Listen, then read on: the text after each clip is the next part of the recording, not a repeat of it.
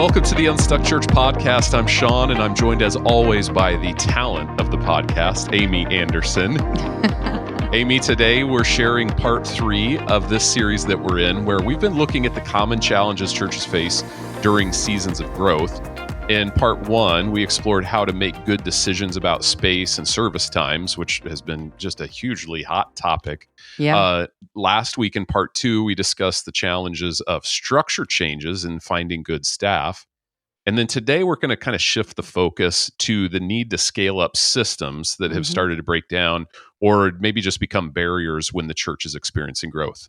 Yeah, I'm looking forward to our conversation today. I've enjoyed this whole series, but in the church, systems are one of those things that we cannot be reticent to change, right? When we're smaller, we're also more informal and we tend to like that. But when we're in seasons of growth, we have to get even more intentional about creating the right intersections for people. And you called me the talent, Sean, but I think today should be one of those podcasts where we flip the script and let me interview you about this. You always think in systems and have a lot to say. So, you all right with that?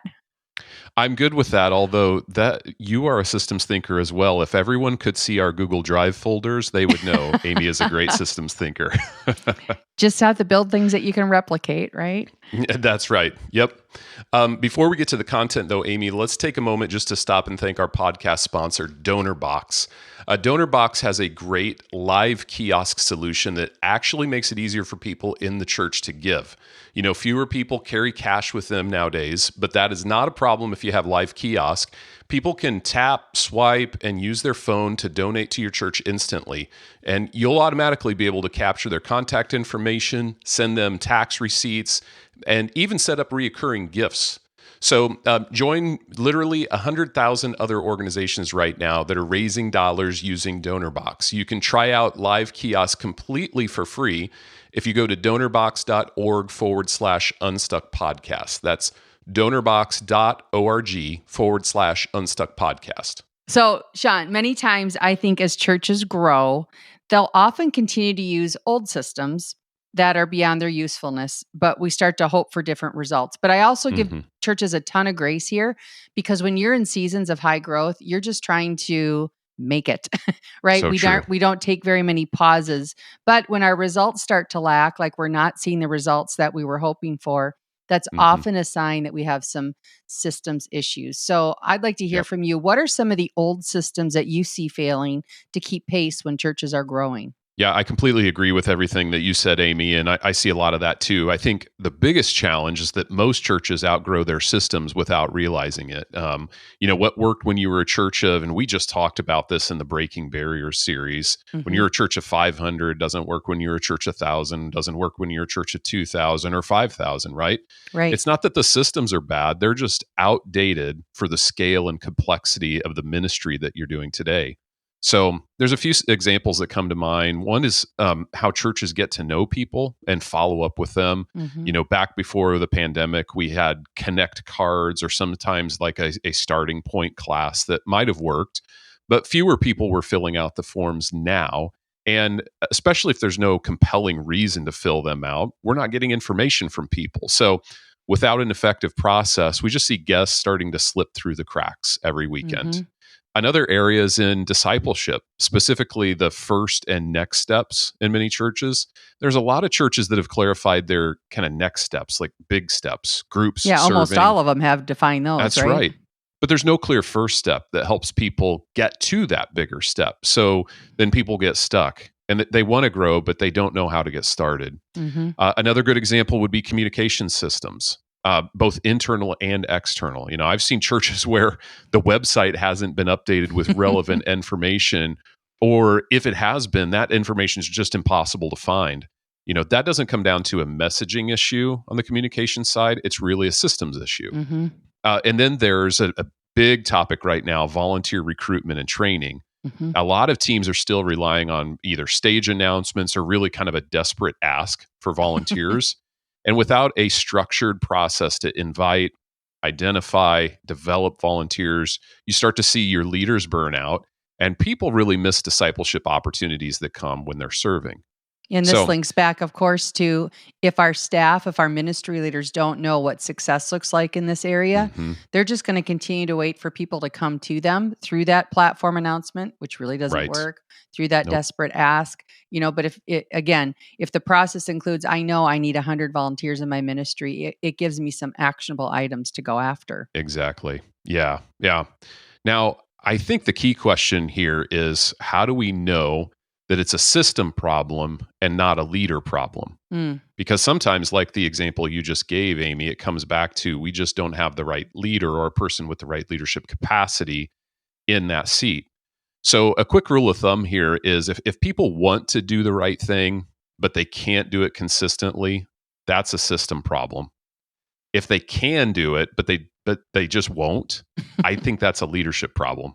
yep. Good systems are simple, clear, and repeatable. They really empower people to take ownership and then act without needing constant direction from you. Hmm. Bad systems, on the other hand, they get confusing, they're inconsistent, or they're dependent on one superstar staff member to make them Hmm. work. So the real question for every church is, do our systems still serve the church that we've become, the church as we've grown, that we've turned into? Because if they don't, it's time to update them before they start holding the mission back. Yeah, that was great. That's a long list. Sean, let me ask you this. Why do you think we let systems get so neglected or allowed to function poorly for so long? Yeah, I that's think I know that's the answer, actually but I'd love to hear what you think. it's, well, it's a really important question, and honestly, I think there's a few reasons for it. First, I think there's an assumption in a lot of churches that because we're the church and Hmm. not a business, that we don't really need to think in terms of systems. We tell ourselves we'll just pray, thank God, and it'll all work out. And of course, prayer and dependence on God are essential for what we do, but that doesn't mean we shouldn't also build healthy systems.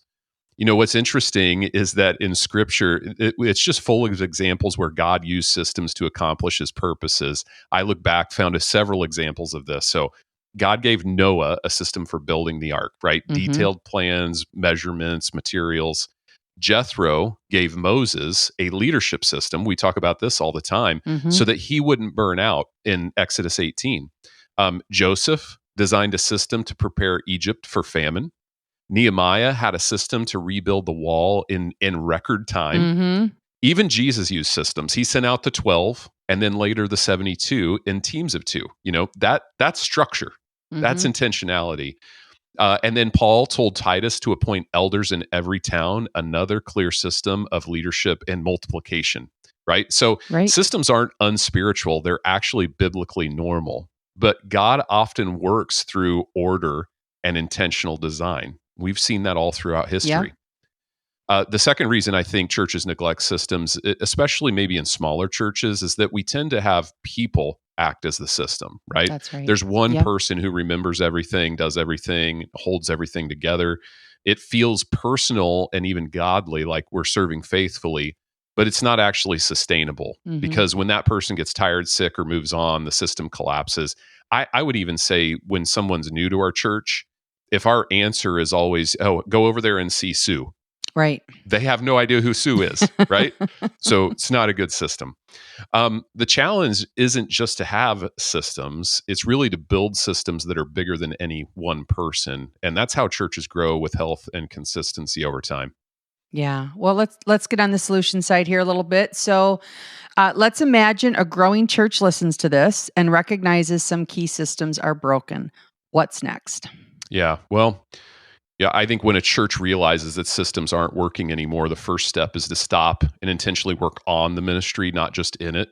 Most pastors are so busy doing ministry that they never really step back to build and develop the ministry. And if you don't have time planned in for that, it's just never going to happen. So you literally need to block it out on your calendar. And can I just One of jump my in favorite, there? I mean, yeah, that concept, of course, comes from four disciplines of execution. And hmm as I work with churches, the target there is to say work 20% on your business and 80% in it. I think when we talk about ministry, even if you can take 10% to just block your calendar with to work on things, that's 4 hours yeah, a week. Yeah. Even that is traction and progress. So if you find you're too busy to work on things, and I know it's hard, but try to get ahead. Even if you have to jump out 3-4 months, block that time now. Start that habit of taking every fill in the blank Thursday afternoon from noon to 4 to work on things. Yeah. That's really good. That's really good. Another great book, Amy, you referenced recently. So I actually went back and reread this book, and this example came to mind. It's The E Myth by Oh Michael yeah, Gerber. Such a yeah. great book. And in the book, Gerber tells a story about a woman named Sarah who loves baking pies. I think I would like Sarah. I She's bet you would. amazing pie baker, and everyone tells her, you should open your own shop. So she does. But pretty soon after she opens her own pie place, she's overwhelmed. She's baking, cleaning, ordering Mm-hmm. supplies, managing her staff. She's doing everything. And the thing that she loves most becomes the thing that's burning her out. Mm-hmm. And Gerber says that Sarah made the mistake most small business owners make. She assumed that being good at making pies meant that she'd automatically be good at running a business that sells pies. Mm-hmm. Then he talks through the examples. Every leader actually wears three hats: the hat of the technician, so the doer, the one that loves the hands-on work; the hat of the manager, the organizer, the system builder, the one who creates order with everything; and then the hat of the entrepreneur, the visionary, always asking, how could this grow or improve? And Sarah was living in this story almost entirely as the technician. She thought if she just worked harder, success would follow. But without systems and leadership, the business that Sarah created couldn't scale. Mm-hmm. And I think that's exactly what happens in churches. Pastors generally love preaching or caring for people. That's their pie making, right? Mm-hmm. But then they end up trying to do everything. And the church eventually grows to the size of the pastor's capacity. And then it stalls. The pastor actually becomes the lid. And don't you think So, that's true if you take it out of just lead pastor, any ministry leader, of course, right? Any yeah, ministry leader can be the lid to their ministry if we aren't looking at that constant systems improvement. absolutely. Yeah. And to move forward, you have to start thinking like a manager and an entrepreneur. You have to build systems and raise up other leaders. And that means creating clear follow-up processes so guests don't depend on, a personal call from a pastor or one specific Mm-hmm. leader. Training leaders who can actually lead other leaders on the Mm-hmm. team. Developing volunteer pipelines so ministry can multiply beyond just a few key people. And Amy, this is true from your work with pastors. Most would say that this management side of what we do, that's not a Mm-hmm. gift that God gave me. Mm-hmm. I'm not a systems builder, right? And because of that, I actually think that one of the most important things a pastor can do is find someone who is wired up for That's right. systems and that they have good chemistry with and can trust, and then entrust them with that critical part of the ministry, right? Yep. Yep. So the bottom line is, if a pastor only keeps baking pies, only doing ministry personally, only working on their message. Yep. yes, that's right, they're probably going to burn out. But if they I'm just going to continue with that analogy, they build their pie shop with systems and leaders that the church can multiply, that the church is going to actually multiply its impact, and the Mm-hmm. pastor is going to stay healthy. And once that mindset shifts, the next step then is, let's learn how to spot a bad system, right? Yep. Sometimes it's easier to spot a bad system when you know what a good system looks like. So I would say, just think about it in these terms. Good systems are going to do four things. They're going to remove barriers. They make next steps really clear, not confusing. Good systems are going to equip people. They're going to provide practical tools, not just head knowledge, not Mm-hmm. just understanding. Good systems are actually going to improve over time. They're not the perfect systems. So don't wait for perfection in these systems. Actually, you need to let your systems evolve through testing and feedback. Mm-hmm. And then we talk about this often, Amy. Good systems are measurable. Mm-hmm. They're judged by outcomes, not just by the effort we're putting Mm-hmm. into it. So pastors don't have to start from scratch here. I look around. Other churches are already doing great work in a lot of these areas. Learn from them, adapt what fits to your culture, and then build from there. Yeah, and just keep making them better, right? If we That's have the right. measurements that we see how we're doing, then we know when we're winning, when we're drifting away from it, and can step in. Well, that's Yeah. super practical advice, Sean. Can you maybe share some specific examples of churches that have successfully redesigned a broken system during growth. Yeah. I think we need some practical examples because the theory's great, but what have you seen? Where have you Right. seen them do this? Well, one specific story and then one kind of broader example, a story we've told often, Amy, but honestly, maybe not enough actually, is of Orchard Church in the Denver area. They redesigned their connection system by moving away from kind of a traditional next steps class to a brief, just 15-minute post service gathering where they shared more about the church and they shared a crumble cookie. I think that's key. And they did this after every single service. That was one of the key shifts for them. Mm-hmm. And by making these simple changes, which were primarily influenced by the numbers, the measurables that they were That's tracking right. that they weren't comfortable with, they saw an increase in participation in those environments by nearly 500%. So great. And what I think most churches will be interested in, they saw a significant increase in volunteer engagement out of this area. A lot of actually younger people getting engaged in serving from their church just because they made these specific changes to their process. And what's better, so many churches have been learning from them about their system that their director of ministry, Shelley Dameron, she had to start a monthly coaching group because so many churches she got were so many reaching calls. It's awesome. Sorry, And Shelley. I actually have personally heard from several churches that they've taken what Orchard was doing and adapted that, and they've seen equally great results. So that is one great example of where a church looked at some measurables, said, we're not good with this. What needs to change? They tried something. It probably wasn't perfect first. They made it better, and they saw great results in the end. So that's a great systems change. A more broad example, we have had many, many multi-site churches that were what we call multi-stuck, who reached out to us because they needed help with their multi-site strategy. Something was just broken there. They had made some decisions in the past that they wish they hadn't made, and it caused some internal tension and stuckness for them. And it's hard work, but many of those churches have changed their systems and how they approach multi-site so that they could be more aligned and unified and ultimately be a better version of one church in multiple locations. So those are some specific examples.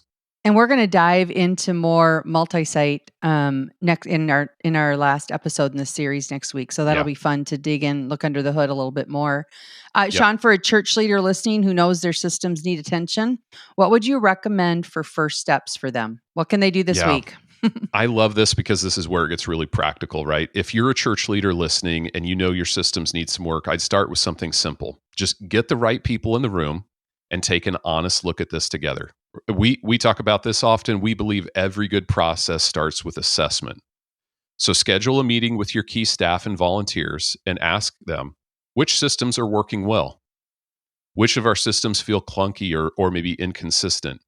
Where are people getting frustrated or maybe starting to drop the ball? Even a simple, just kind of SWOT analysis, strengths, weaknesses, opportunities, threats of your systems would help. So that'd be a great place to start, just initial assessment. Once you've mapped that out, I would focus on the areas that are causing the most pain or limiting your growth the most. Don't dive in and try to overhaul everything at once. I know the tendency is to see all of those issues and think we've got to solve this today.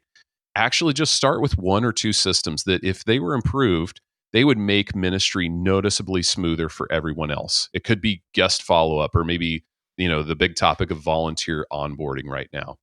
And as you begin that process, there are just a few key principles that I think can really guide you. First, I love this quote, automate the transaction, not the interaction. That's a quote from one of our consultants, Jonathan Smith. It's a great reminder that systems should make tasks easier, not make the relationships colder. Let automation, let the system handle reminders, scheduling, forms, things like that, so that your team actually has more time for real connection with people. Second, and I'm going to use another great quote from our founder, Tony Morgan, systems without purpose will keep people busy. Purpose without systems will keep people guessing. I think that's gold. Tony was so wise. It just means your system should always serve the mission, not the other way around. And that's a critical principle to hold on to. Amy, that actually brings me to one other Tonyism, if you don't mind. I might be overusing Tony quotes here, but they're so good. Good people using bad systems will never produce good results, but average people using good systems can produce great results. Mm-hmm. In other words, you don't need a superstar staff to grow a healthy church, but you do need systems that set people up to win. Mm-hmm. So my encouragement here, just start small, keep the mission front and center, and commit to making steady progress over time. Yep. The goal isn't perfection, it's progress. Mm-hmm. And if you get to the point where you feel like you just simply can't fix your systems because you're too close, reach out to our team. We're helping churches solve problems like these on a weekly basis, and we'd be honored to help you as well. You know, one of the things I say often when churches take our Unstuck Teams assessment, as we go through those 72 questions, and sometimes they've got like an 8.0, sometimes a 6.5. And anyways, Mm-hmm. I always likened it to my marriage counseling when my husband and I were in counseling many years ago now, 30 years ago. But she basically said, every marriage has problems, and you want to try to fix the solvable ones and make the perpetual ones better. Meaning with systems, some of these systems issues, you're going to find they're solvable. Put the energy in and solve them. Do that quick meetup, right? Do the assessment. Solve your solvable problems in this area of systems. And then some of them are just going to be perpetual. And you just have to be reminded. I think this is what Shelley and the team at Orchard did so well. They just kept picking at it. Like, you're never going to create the Garden of Eden for this, but let's just keep trying to make it better and see if we can make it incrementally better as we go along. So hopefully that's encouraging. We rarely build a system and check done forever, right? We always have to revisit them. Right. Totally agree. Yep. Well, I for one, am glad you worked in so many Tony-isms on the podcast today. He knew a lot of good stuff, and he wrote an excellent book. But before we wrap up, any final thoughts you have, Sean? Yeah. Well, I just want to encourage pastors and church leaders who might be feeling the weight of this conversation right now. You know, if your systems are struggling, it doesn't necessarily mean that you're failing. It might just be a natural tension because your church is growing. You know, every healthy church eventually outgrows what worked at one time. That's actually a sign of progress, not a problem. So don't feel the pressure, again, to fix everything overnight. Instead, just take one step. Pick a single system that's causing frustration. Start there. And remember that systems aren't just about good organization. They're about stewardship. When we build good systems, we make it easier for people to connect, grow, and serve in our church. And we make it easier for the mission to move forward. So just a few more practical ideas to add. Start small. You know, just choose one system that would make the biggest immediate difference. Maybe guest follow-up, volunteer or onboarding, communication flow, something like that. Find that systems person. You don't have to be the one to build it all. Partner with someone on your team who thinks that way and empower them to help. Steal and adapt. You don't need to reinvent the wheel. So reach out to another church that you admire, you have a relationship with, learn how to do it and adapt it to your culture. And then always make sure you build a good rhythm. Schedule time every quarter to sit down and review and improve your systems, and then measure the metrics. Our systems need to lead to the right outcomes, ministry outcomes from our church. If not, that's a good indication we need to go back and adjust our systems. Don't just wait until something breaks to fix it. At the end of the day, good systems don't make ministry impersonal. They actually make ministry sustainable for us. They free you and your team to do what matters most. And that's helping people meet Jesus and then take their next steps in faith. Yeah. Well, it's so important, pastors, to lead your church forward from seasons of momentum growth into that strategic growth. That's where we have to create our systems and not just rely on momentum to carry us forward. Because churches, you can get stuck really in any phase of the life cycle if we ignore warning signs for too long. So, and of course, as you said, Sean, that's where we come in. We help pastors lead unstuck churches, and we'd love to help your church as well. If you're interested in that, you can start a conversation with us at theunstuckgroup.com/start.